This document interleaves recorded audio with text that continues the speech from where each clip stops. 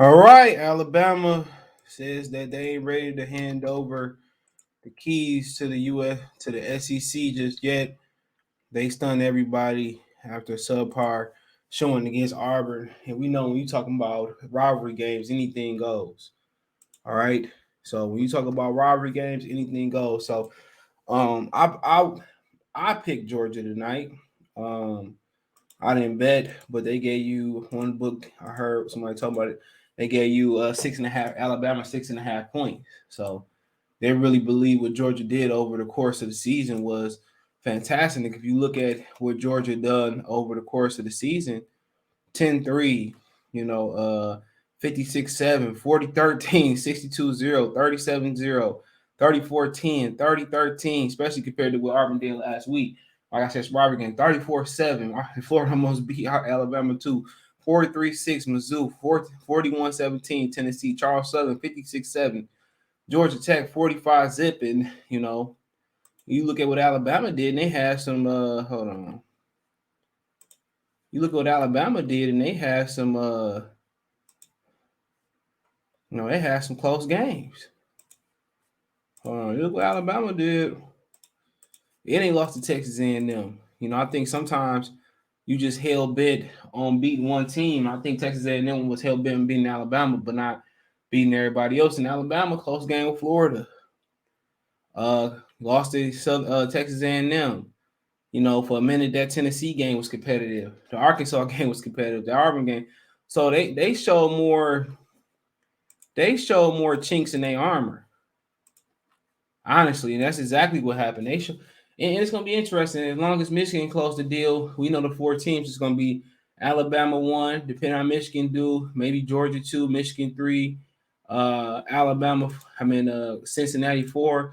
But if I had to see what Michigan do. If Michigan handle business versus Iowa, I'm a Michigan fan, then we'll have that conversation tomorrow morning. But man, it just was, you got to have a quarterback to beat Alabama. And I always say that. I always say that every year. You have to have a quarterback to beat Alabama. You have to have a quarterback to beat Alabama. All right, and that's one of the things that we overlooked this game. We looked at Georgia defense was going to carry today, and they went up 10-0. But you got to have a quarterback to beat Alabama. You know what I'm saying? And preferably it has to be a dual threat quarterback or something. Yeah, Joe Burrows, Johnny Manziel. You got to have a quarterback that can make plays or just kill it from the pocket. And if you don't have a quarterback that can kill it from the pocket or be mobile, you're going to be in trouble.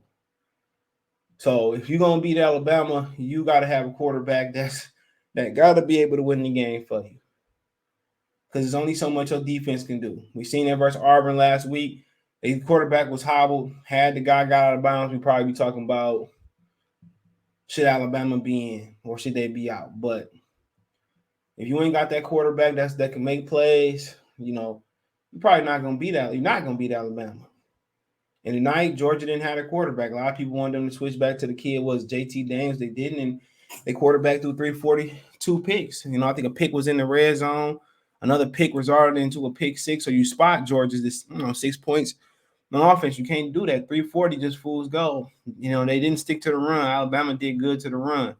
But they was running the ball early, and they stopped running the ball. As soon as they got the lead, they wanted to throw it around. I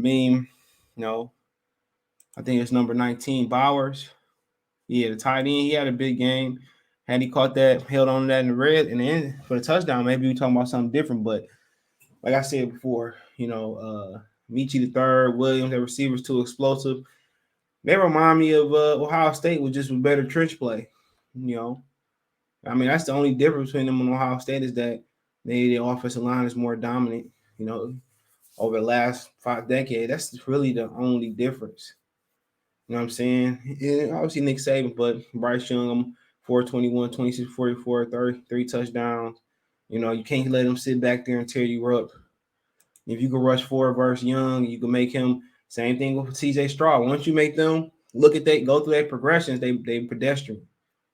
You know what I'm saying? They very pedestrian. I'm not, Bryce Young is a good talent. I haven't watched a lot of them this year, but I don't watch him and think Johnny Manziel, Vince Young, Tim Tebow, very accurate with the football. But if you make him move his eyes and go through his progressions, he's still young at that. you can beat them. You pressure him. The short quarterbacks, once you get pressure in their face and they have to flee, they don't have the ability to really look over the defense like a Peyton Manning. I want to say, I mean, even Peyton Manning, if he did roll out Eli, but somebody like Randall Cunningham, once you if you blitz right in his face, you able to move him off the spot. He had, like Kyler Murray, he got to run for it. Like Baker Mayfield, Drew Brees, they got to, reset and get out on the bootleg or get out on the edge and make some plays. But you have to make this kid pull the ball down or go through his progressions. Once you do that, he's just gonna throw it away. And Georgia should have came up with they probably try to emulate what Texas A&M and Auburn did, but they should have been bringing all type of blitz packages. And the only bad thing about that was he was going. They answered that was going to be the screen game, the jailbreak screen game, running backs. That was going to be their game in the run game. But like I said, if you stop the run versus Alabama, you got to get pressure in Bryce Young's face.